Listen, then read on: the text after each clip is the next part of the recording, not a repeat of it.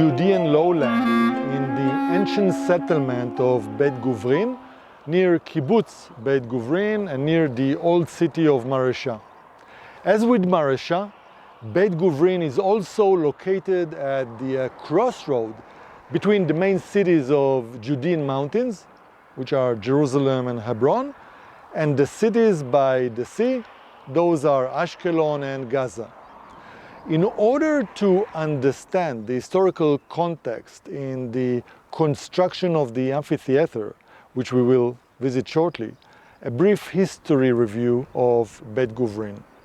In 40 BC, after the Parthians destroyed Maresha because of a conflict with Rome that is also linked to the conflict between Matthias Antigonus II, the last Hasmonean kings, and I'll just mention that Hasmoneans were a Jewish dynasty, and Herod the Great.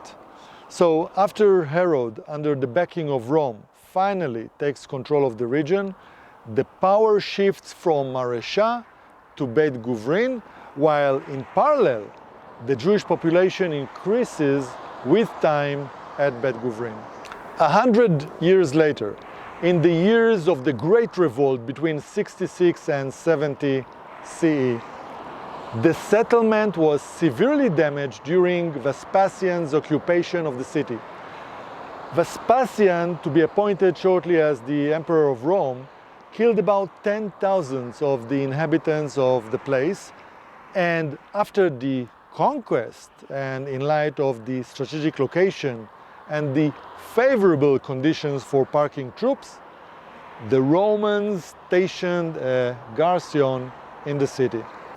In the middle of the 2nd century, after the Bar Kokhba revolt, the city changed from a Jewish settlement to a Roman settlement with a diverse population. During this period, magnificent public buildings were built here, such as the amphitheater. Moving forward to the year 200, the Emperor Lucius Septimius Severus granted Beit Guvrin the status of a polis. What does the status of a polis mean? It is a community that is linked to a geographical location that is political and autonomous. The polis was a kind of a city-state that provided for the communal needs of its inhabitants, such as defense, judgment, legislation, culture, and also religious worship, and in some cases also welfare and education services, although these type of services were rare in the ancient world as a service provided by the community or the ruler. The new official name of the city, Eleutheropolis, the city of freedom. The city had the largest area of control in comparison to all other cities in the province. During the Byzantine period, the status of Eleutheropolis became even more important. It was an important Christian center. The bishop location was here, and it was one of the 5 largest cities in the land of Israel. And also, there was a large Jewish community here. From here, the city started to experience a decline. During the Arab period, the city declined from its greatness, and its name changed by the Arabs to Beit Guvrin. In 1099, the Crusaders conquered the land of Israel. As part of their defense against enemy forces, the Crusaders built a number of fortresses, one of which is the Giblin fortress here in this city.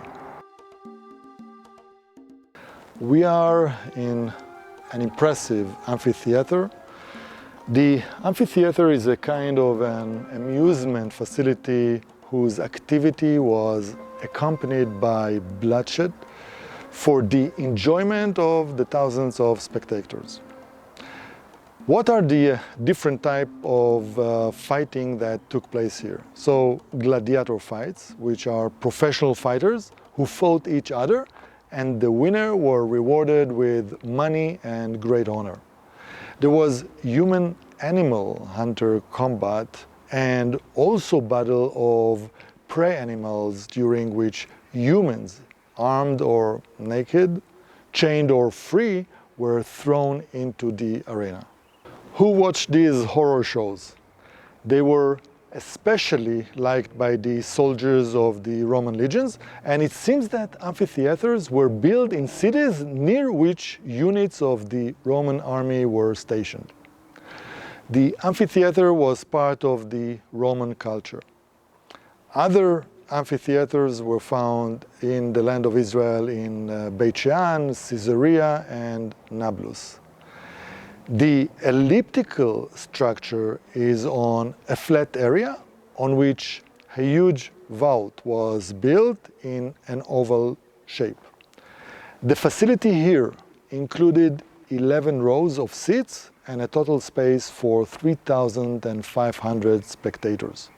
Under the arena, and actually you can see areas that are today covered both on the longitude and the transverse axis, underground passages were discovered, which were designed to hide the prey animals under the surface of the arena and to allow the rapid entry by means of inclined ramps. On the eastern side, you can actually see the honor stage, where the director of the games sat and commanded the course of the events. A similar stage was also in the western part of the facility. This part has been covered recently with modern seats for holding different shows. We are on the west side. On this side of the vault there is an altar, which was probably used as a place of worship for the contestant before they entered the ring. What is interesting is that about 100 intact candles and several hundreds candle fragments were found, including 2 fragments decorated with a menorah, the national symbol of the Jews in the Roman and Byzantine periods. So yes, there were also Jewish gladiators, but not only professional fighters appeared in the amphitheater arena. Many of them were rebels, criminals, or slaves. And this was a way to pass their sentence. It is likely that there were also Jewish gladiators who were perceived as opposing the Roman government, especially following the Bar Kokhba revolt. Many of the Jewish captives who survived the hard battles found their cruel death here when they were thrown to the arena. Most of the stone seats of the facility were taken during the Arab period.